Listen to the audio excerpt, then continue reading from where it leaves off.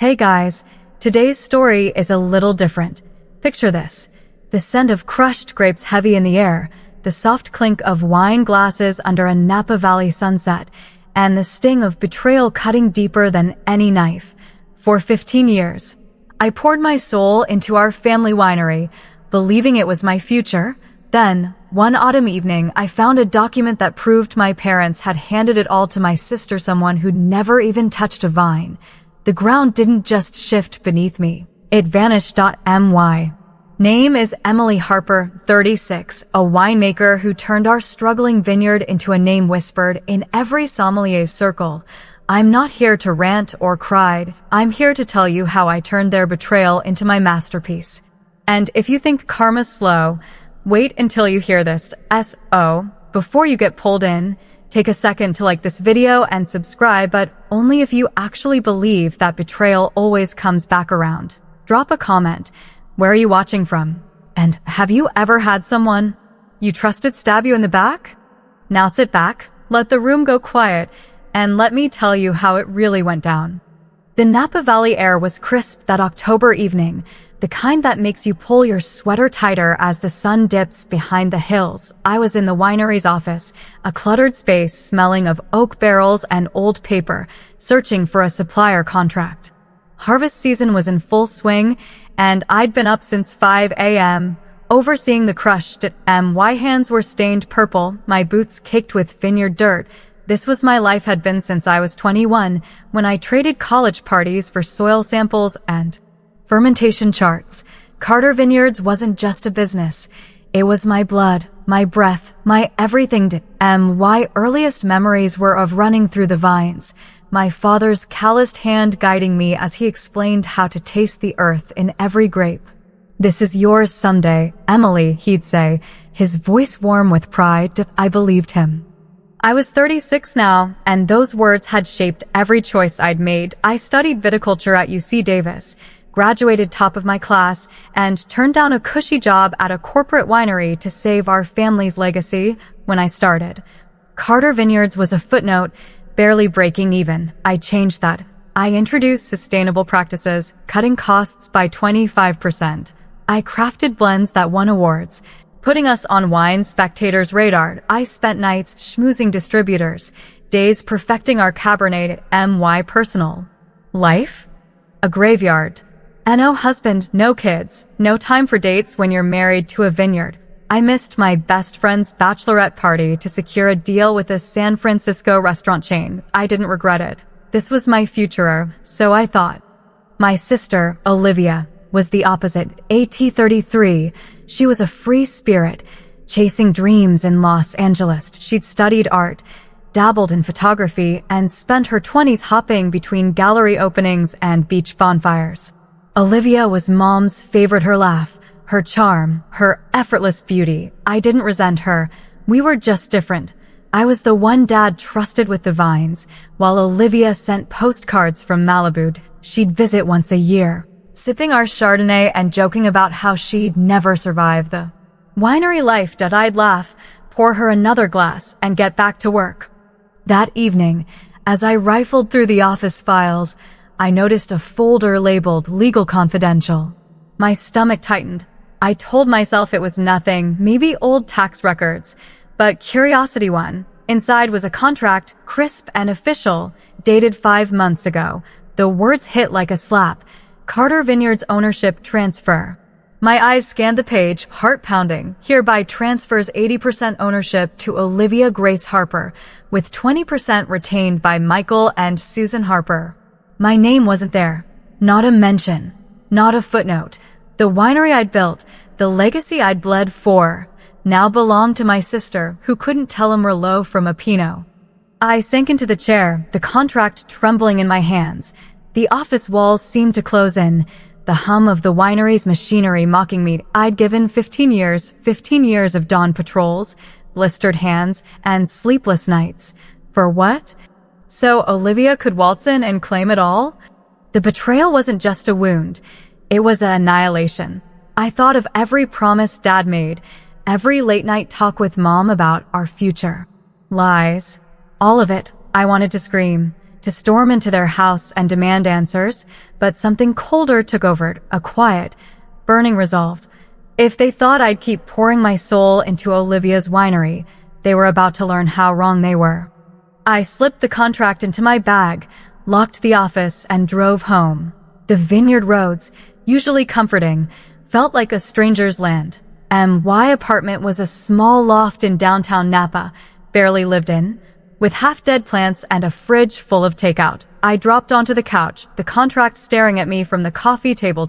My phone buzzed Mom, asking if I'd join them for Sunday dinner. I didn't reply. Instead, I called my friend Claire, a sommelier who'd seen me through every harvest. They gave it to Olivia, I said, my voice hollow.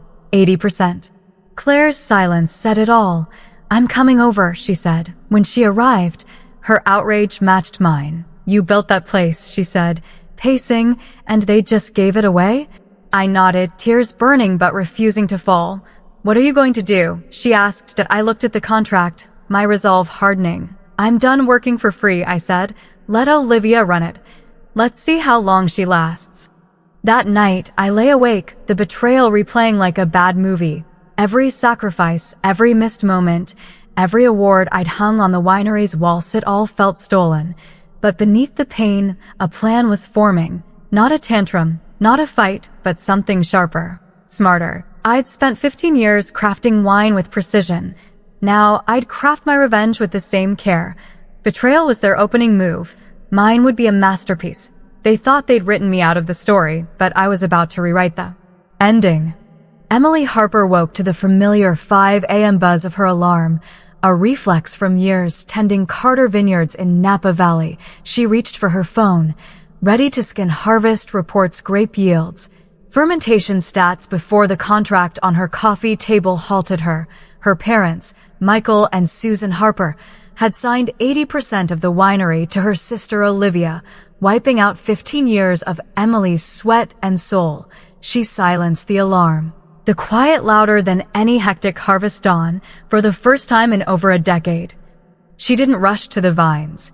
Brewing coffee, she watched it cool, a resolve hardening. If Olivia owned it, she could run it. Emily was done being the unseen backbone of their family legacy. She called Maria, the vineyard manager, claiming a personal day. Maria's pause was heavy. Everything okay? Emily, suggesting she knew the truth. Just a break, Emily said, keeping her tone even, her plans close. Guilt clawed at her. Carter Vineyards was her creation, her heart, and stepping away felt like abandoning a child, but relief surged, a rare wave of self-priority. This battle loyalty to the winery versus her own worth's world as she lingered in her sparse Napa loft, bare walls, dusty shelves, and wilted plants stared back, echoes of a life surrendered to the vines. By noon, her phone buzzed with texts. Maria, Olivia's here, asking for the harvest schedule. Help? The accountant needed her sign-off on a distributor payment. Dad, where are you? Crush is behind. Emily let them stack, unanswered. Let Olivia stumble into the role she'd taken. If she wanted to be owner, Emily would step back and watch her falter. She stayed home, a rarity after years of relentless days. Grabbing a notebook, she cataloged her impact. The Cabernet blend that won gold at competitions, the irrigation system slashing costs by 25%, the wine spectator critic who dubbed her Sauvignon Blanc revolutionary. Each line was armor, proof against the lie that she didn't count. That evening, Claire, her sommelier friend, arrived with takeout and a bottle of a rival's Pinot Noir, its scent bold and sharp. You're not going back, are you? Claire asked, pouring deep red into glasses. Not like before, Emily said, firm. They talked into the night, Napa's cool breeze drifting through the window. Claire's questions cracked Emily's shell. Why had she trusted her parents so fully? Why miss Mom's sidesteps, Dad's hazy someday vows? The sting was real. She'd poured herself into their dream, blind to its theft. Claire's words cut clear. Don't confront them yet. Let Olivia crash. That's your leverage. A spark-lit strategy, not just retreat. Emily would wait. Let their betrayal bloom into chaos. Day 2. Emily stayed away, ignoring mounting pleas. Maria texted, Olivia mislabeled a batch of Cabernet. We're losing a day. The sommelier, she's rebranding critics are confused. A pang hit for the winery, her life's work, but Emily held strong. This was Olivia's mess now. BY Day 3. Cracks spread. A supplier called. Frustrated by an unpaid invoice Olivia forgot. She's the owner, Emily said, calm but pointed. The truth bitter on her tongue. Each slip built her case. Her 15 years of grit, dawn patrols, and late nights weren't replaceable. Sunday dinner loomed. Emily had dodged Mom's calls all week, but a text please. Emily, where family tugged her to their Napa home. The scent of rosemary and roasted chicken filled the air, useless against the knot in her gut. Dad hunched in his study. Flipping through vineyard logs, Olivia laughed with Mom in the kitchen, her ease clashing with Emily's tight fury. They acted as if nothing had shifted, as if Emily's world hadn't been yanked away. Emily, you're here, Mom said, hugging her warmly. Emily stiffened, the contract in her bag a silent weapon. Dinner dragged on, pure torment. Olivia rambled about her vision, influencer parties, neon signs, a tacky twist on their Michelin-starred name. Dad nodded, his approval a fresh wound. Mom kept it light, asking about Emily's week off like it was a break. Emily barely spoke, pushing food around her plate, the contract's weight urging her to fight. But Claire's advice held her back. Wait, let Olivia fail. When Dad griped about a late shipment, Emily cut in. Ask Olivia, she's in charge now.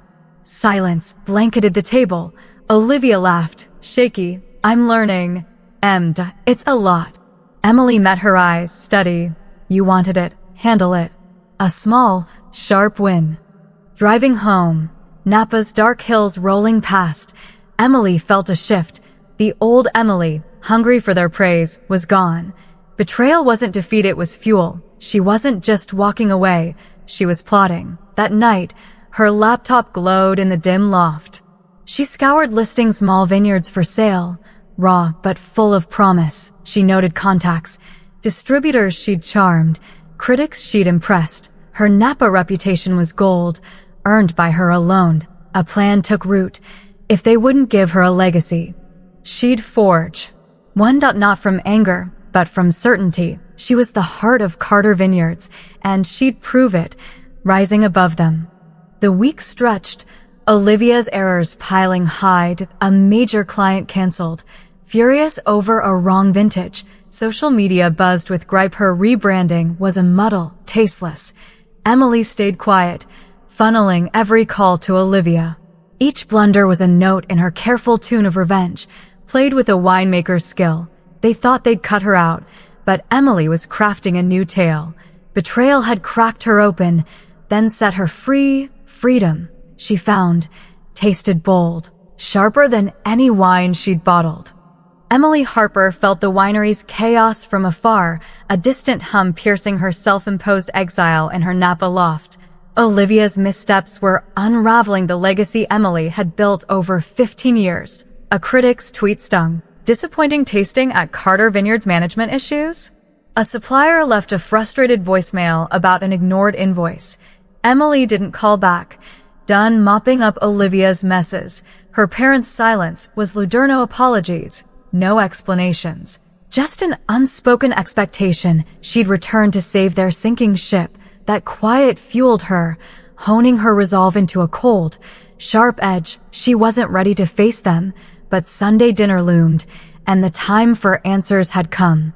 Not just for closure, but to grasp why they'd chosen Olivia.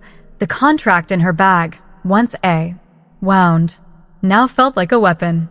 She drove to their Napa home, tires crunching gravel, the sound doing nothing to calm the storm inside. The house smelled of garlic and thyme, Mom's stab at normalcy. Dad sat at the dining table, glasses low on his nose, poring over vineyard logs. Olivia scrolled her phone, oblivious to the tension. Emily, you're here, Mom said, her smile tight as she hugged her. Emily nodded, eyes on the contract in her bag. Dinner was a facade, Olivia chattered about a new logo, as if a font could fix botched shipments. Dad grunted approval, while Mom veered to safe ground her book club, a neighbor's dog. Emily ate in silence, each bite stoking her fire. The moment was near. After peach cobbler, barely tasted, Emily cleared her throat.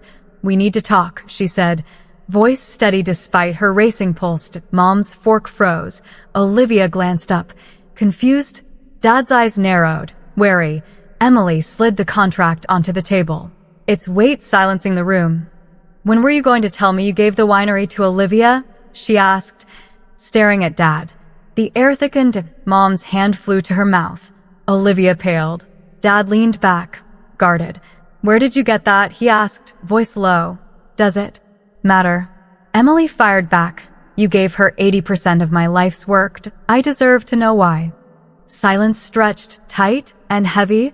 Mom broke it, voice shaky. "Emily, we were going to tell you. We couldn't find the time." Emily laughed, sharp and bitter. 5 months wasn't enough? Or were you hoping I'd keep working, clueless? Dad's jaw clenched. "This was business, Emily. Olivia has a vision for the future." "Vision?" Emily snapped. "She mislabeled Cabernet, lost a client, and tanked our name with rebranding. I built that winery. I won those awards. You gave it to someone who can't balance a checkbook." Olivia flinched, eyes darting to Dad. "That's not fair, she said quietly. "I'm trying." "Trying isn't enough." Emily shot back. "You took what was mine." Dad stood, chair scraping loud. "Enough," he barked, his tone for tough suppliers. "Olivia brings fresh ideas. The industry's changing. You're too tied to tradition." The words hit hard. Tradition?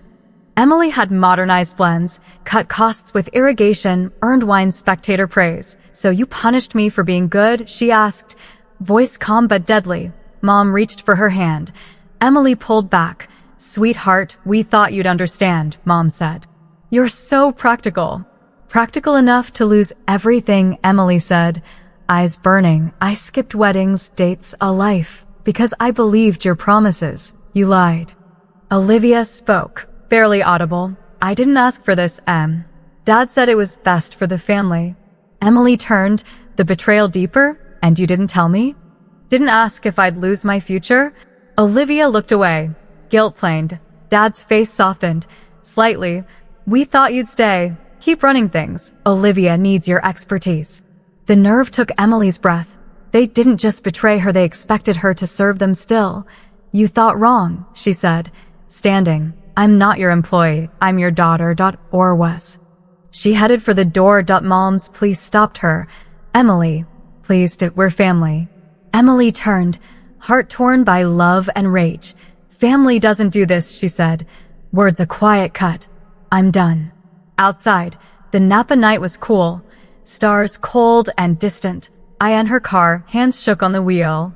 The confrontation didn't heal it, tore the wound wider, but clarity came to Dad's fresh ideas. Excuse was thin. This wasn't business, it was personal. Olivia, Mom's favorite, was the daughter to show off, while Emily, the workhorse, stayed invisible until needed. It hurt, but freed her. She didn't need their nod anymore. She needed a path.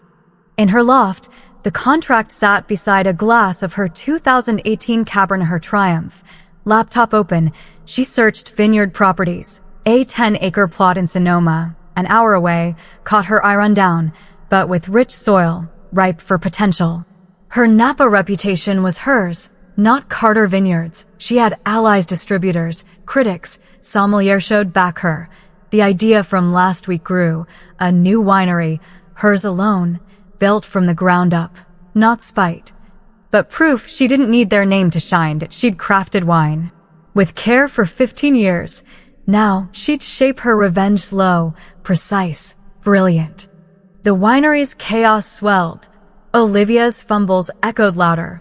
A critic's tweet slammed a disappointing tasting, hinting at mismanagement. A supplier's voicemail vented about unpaid bills. Emily ignored it, done fixing Olivia's errors. Her parents' silencino regret. No outreach pushed her forward. Each day, reports trickled and a major client dropped after a wrong vintage shipped.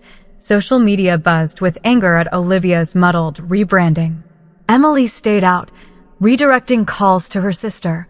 Every stumble was a brick in her plan, evidence of her value. She wasn't just walking away, she was building anew.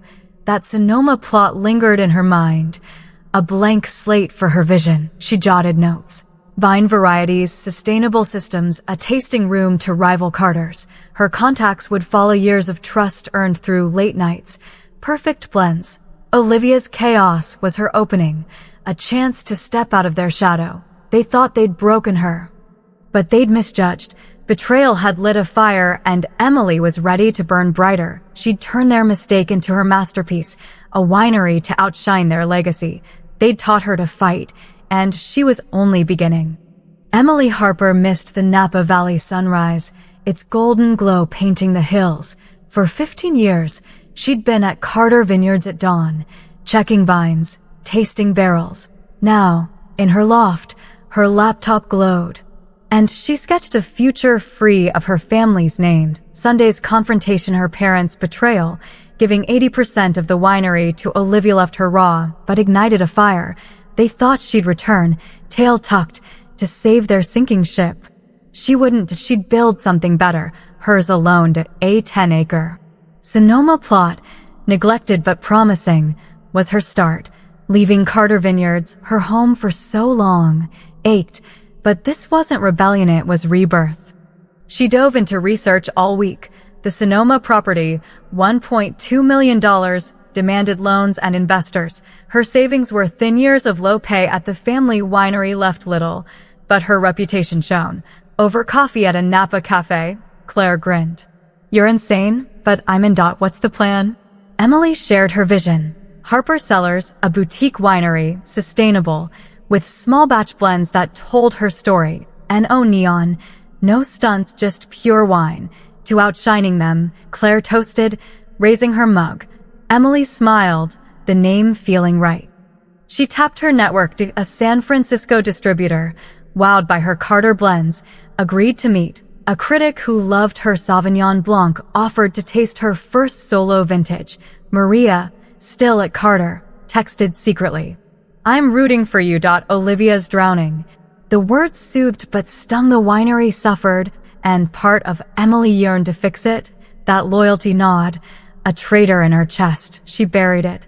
This was about her now, not them. By Friday, she'd booked a bank meeting for a loan. Hours went into her business plan, her awards, cost-saving irrigation, her vision for Harper Cellars. Numbers were tight but workable. She drove to Sonoma, standing amid overgrown vines, feeling a spark lost since her first winning blend. This was hers, no broken promises attached. Doubt whispered, what if she failed? What if Dad was right, calling her too traditional? She silenced it. They'd underestimated her before. They wouldn't again. She dodged family calls. Mom's voicemails pleaded, "Emily, let's talk. We're worried." Dads were sharp. "You're being childish. The winery needs you." Olivia's mixed guilt and defense.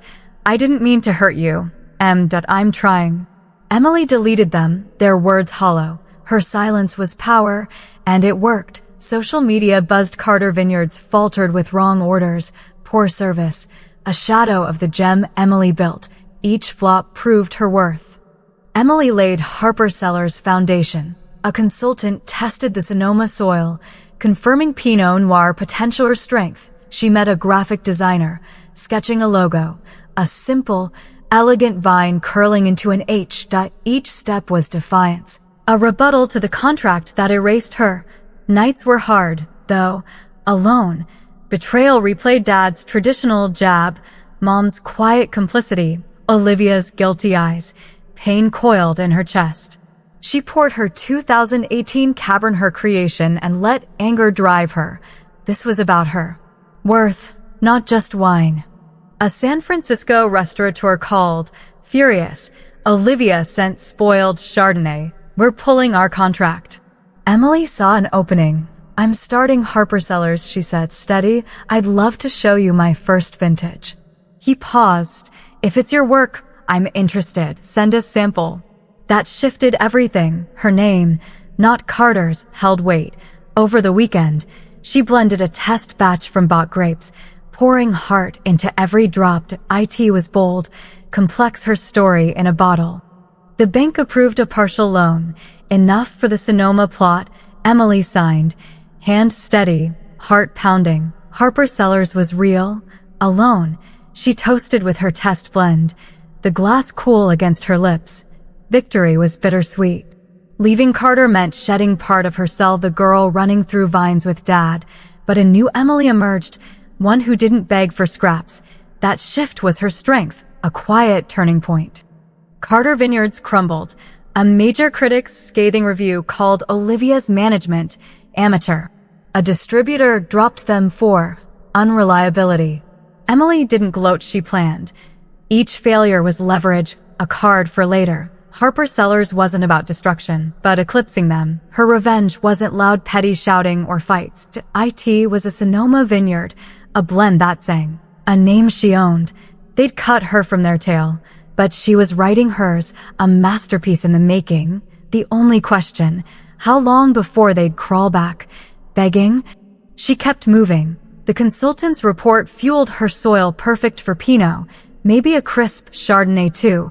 She called more contacts, lining up support. A local farmer offered surplus grapes to start. Nights, she refined her plan.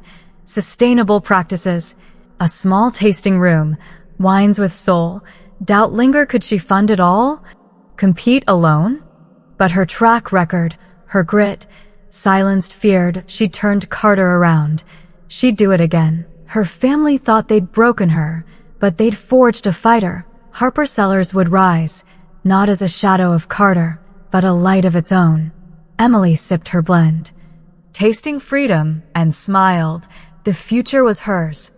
By November, Napa Valley gossip swirled, and Carter Vineyards fueled the fire. A local paper's headline blared, "Carter Vineyards loses its shine," citing canceled orders and a fading reputation. Social media stung worse. Customers shared photos of mislabeled bottles, slamming service as a joke. Emily read each post, not gloating, but with quiet certainty. She'd been the winery's pulse, and without her, it faltered. Meanwhile, Harper Sellers took root. She'd closed on the 10-acre Sonoma plot, hired a small crew, and started reviving the vines. Her test blend wowed a San Francisco restaurateur who pre-ordered 50 cases for spring. Success felt good, but the ache lingered. Carter Vineyards, her past, crumbled like a burning memory, torn between pride in her new path and grief for the old. Nights found her staring at the ceiling, wrestling that conflict. Tuesday evening, rain tapped her loft's windows. Mom's call came, and Emily nearly ignored it, but a desperate edge fractured. Raw made her answer. "Emily, we need you," Mom said, voice shaking. "The winery's in trouble. A major client pulled out. Olivia can't handle it." Emily leaned against the counter, phone cold to her ear. The old her, at 21, would have rushed to save them. Not now. "Let Olivia fix it," she said, calm, firm. Mom's silence hung heavy. "She's trying, but it's falling apart. Your father's a mess." Emily pictured Dad, red-faced, blaming all but himself. "That's not my problem," she said. "You made your choice." Mom's soft sobs cut deep. "Please, Emily, come to dinner Sunday. Let's talk." Emily agreed, not from weakness, but strategy. Their desperation was her leverage. Sunday dinner was tense, a battlefield masked as a meal. The Napa house smelled of pot roast, but warmth was absent. Dad sat slumped, no longer the commanding patriarch. Olivia was quiet. Her spark dimmed at Mom's red eyes, and forced smile betrayed her strain as she passed mashed potatoes. The winery stayed unmentioned until dessert. Dad cleared his throat. "Emily, we're losing everything," he said, voice low. "The bank's threatening our loan. We need you back." Emily set down her fork, meeting his gaze. "Why?" "Olivia's the owner. Let her save it." Olivia stared at her plate. Mom reached for Emily's hand. She pulled back. "We made a mistake," Dad said, words stiff. "Olivia wasn't ready. You know this business." His admission cracked his armor, but Emily held firm. You gave her 80% of my life's work, she said, anger simmering. That's not a mistake, it's betrayal. Mom's eyes teared up. We thought you'd stay. Emily, help her. Fury flared. Help her run my winery? You expected me to accept that. Olivia spoke, voice small. I told them I couldn't do it alone. I didn't want to take it. Emily turned, sharp. Then why sign the contract? Olivia's silence was her answer. Dad shifted to bargaining. Come back. Head winemaker. Double your salary. Emily laughed, cold. Money doesn't fix this. You stole my future. Silence fell, heavy. Emily stood, chair scraping. I'm not coming back, she said. Not on your terms. Dad's face hardened. You'd let the winery fail? Your grandfather's legacy. Guilt once worked, not now. You killed that legacy when you gave it to her, Emily said. Mom gasped. What do you mean? Emily hadn't planned to show her hand, but it felt right. Harper Cellars, she said, steady. My winery in Sonoma. Land, loan, clients. I don't need Carter. You need me. Olivia's eyes widened. Dad's jaw clenched. Mom looked stunned. Emily left, their shock a quiet when she didn't relish. Driving home, Napa Hills blurred, her heart-torn triumph and loss tangled. Revealing Harper Cellars was defiance, a claim of independence. But it burned a bridge, maybe for good. In her loft, she poured her test blend, its aroma grounding her. Harper Cellars was real, fragile, a bad harvest, a missed payment, and it could collapse. Fear lingered, but she'd built Carter from nothing. She'd do it again, and no one could take it. Next day, Claire called, excited. A critic tasted your blend. He's raving, wants to feature Harper Cellars in Wine Enthusiast. Emily exhaled, validation warming her. Hours later, Dad called, his voice stripped of command. Emily, the bank's losing trust. Name your terms. It was a shift, a crack in his pride. They needed her, not as a worker, but a savior. Revenge wasn't done, but it was near. She'd let them beg, feel their mistakes wait. Then she'd decide her story, their fate. Emily pushed forward. Her crew pruned Sonoma vines, soil tests promising Pinot Noir. She met more contacts distributors, sommelier seeger for her touch. A farmer offered grapes to bridge her start. Nights, she planned. Sustainable methods. A sleek tasting room. Wines with heart. Doubt nagged funding. Competition, but her grit silenced it. She'd turned Carter around. Harper Cellars would rise. Carter faltered, still critics scorned Olivia. Distributors fled. Emily didn't cheer. She built. Her revenge wasn't shouts or fights, it was Harper Cellars, a name to outshine theirs. They'd erased her, but she held the pen, crafting a masterpiece. Their next move was theirs, but Emily was ready. Dad's words, name your terms, rang like a challenge, shifting the power to Emily Harper for the first time in 36 years. Carter Vineyards teetered, Olivia's fumbles shredding its name.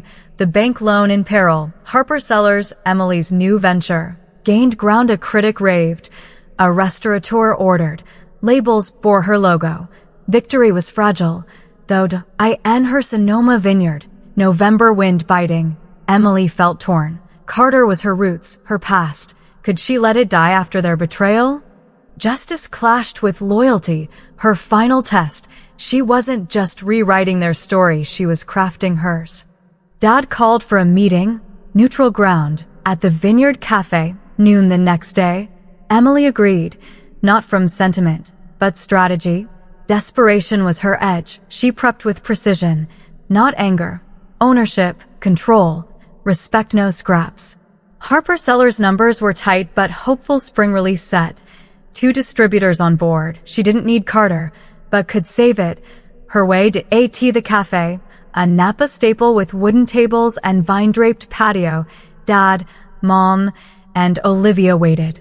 Faces weary yet hopeful. A lawyer, Mr. Grayson, joined them, briefcase in tow. Emily sat, unreadable. Thank you for coming, Dad said, voice soft. We made mistakes, we're here to fix them. Mom nodded, eyes red. Olivia stared at her hands. Emily stayed silent, letting their unease grow. Dad spoke. The bank gives us 30 days to stabilize. We need you head winemaker. Full operations control. Triple salary. Emily leaned back. You're offering a job I want what's mine. Mom's breath hitched. What do you mean? Emily met her gaze. 40% ownership. Equal decision-making with Olivia. A board seat. 40-hour workweek cap for all. Silence crashed down. Olivia looked up. Stunned, Dad's face tightened. Mr. Grayson scribbled. That's impossible, Dad said. Olivia has 80%. Then she sells 40% back, Emily replied, or you give me half your 20%. Those are my terms. Olivia's voice shook. I never meant to take it, Emily. Dad said ownership would distract you. Emily turned raw, and you believed him? Or wanted the title? Olivia teared up. I was wronged. I can't do this alone. Mom reached out, stopping short. We didn't mean to hurt you, she said. We thought Olivia's ideas would grow the brand. You'd guide her. Emily's voice dropped. You didn't trust me to lead. You chose her, the daughter you wanted, not the one who built your legacy. Dad slumped. We were wrong. Without you, we lose it all. Emily held firm. Meet my terms, or Harper Sellers takes your clients. Mr. Grayson slid a folder over option 1. 20% stake, COO role. Emily pushed it back. Not enough. Option 2, 35%, shared control, board seat. Olivia at 45% for creative, workweek cap. Emily asked, included, he said. She eyed her family, their hope and fear plane. I'll consider it, she said. Standing, 24 hours. She left. Napa air sharp. That night, in her Sonoma vines, soil underfoot, Emily weighed it. Saving Carter wasn't for them, it was proof she could fix their mistake. Morning came. Dad called. We accept, he said. Heavy, 35%. Board seat. Shared control, 40-hour cap. Come back. Emily exhaled. Monday, my way. She hung up, toasting with her test blend to the woman she'd become. They hadn't broken her, she'd broken their script.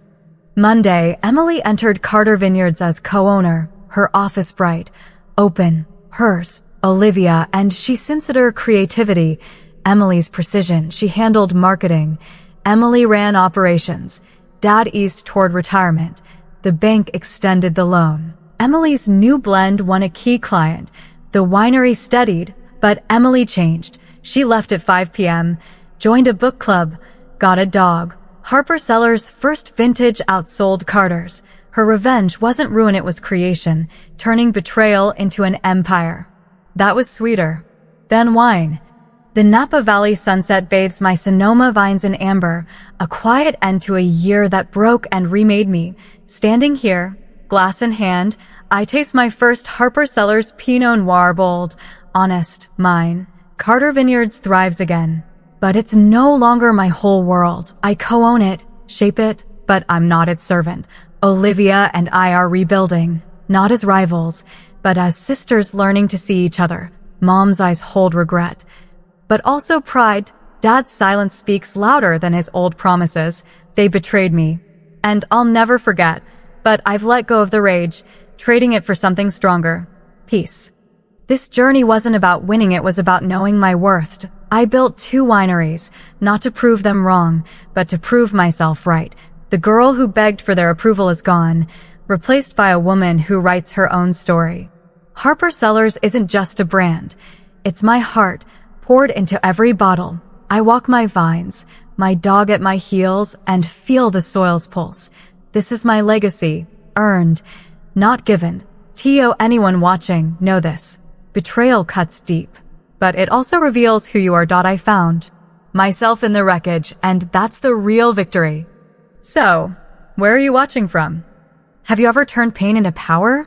Drop your story in the comments, hit like, subscribe if you believe justice finds a way. Thank you for sharing this with me. Keep crafting your own ending, make it a masterpiece.